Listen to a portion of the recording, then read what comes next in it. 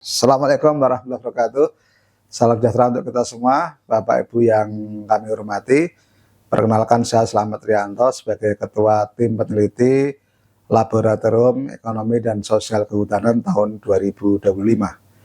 Pada kesempatan ini saya akan memaparkan hasil penelitian yang berjudul Peran Kepemimpinan dalam Mengembangkan Usaha Berbasis Perhutanan Sosial.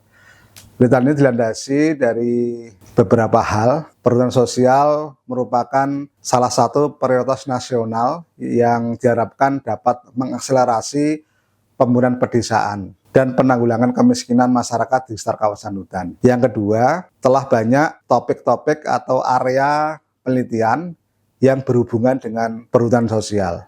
Namun demikian, penelitian gaya kepemimpinan yang diterapkan oleh kelompok tani hutan masih sangat terbatas.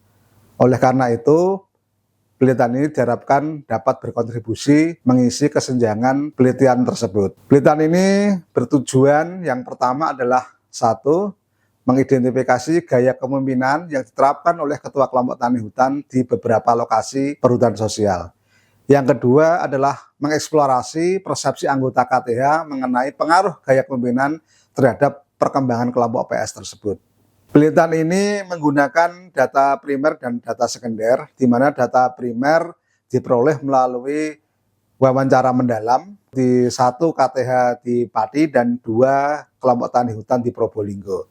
Data primer juga diperoleh melalui kegiatan observasi di lapangan.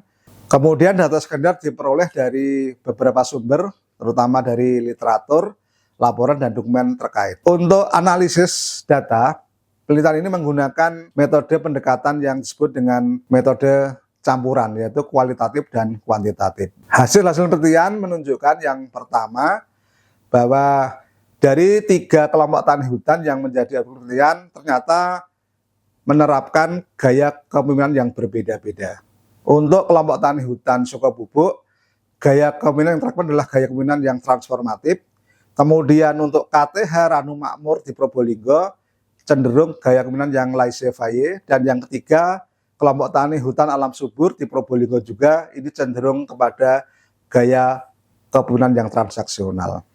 Untuk KTH alam subur, 90% responden itu menyatakan bahwa gaya kepemimpinan berpengaruh terhadap kinerja atau perkembangan PS. Sedangkan di KTH Ranu Makmur hanya 30% responden yang menyatakan gaya kepemimpinan itu berpengaruh terhadap kinerja PS. Tentu ini ada kaitannya antara gaya kepemimpinan dengan kinerja kelompok PS.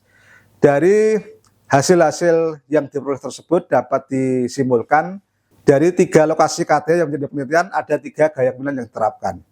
Yang kedua, gaya kepemimpinan yang diterapkan oleh ketua KTH terbukti berpengaruh terhadap perkembangan kelompok PS. Demikian Bapak Ibu yang dapat saya paparkan terhadap penelitian dari Lab Ekonomi dan Sosial Kehutanan. Terima kasih. Wassalamualaikum warahmatullahi wabarakatuh.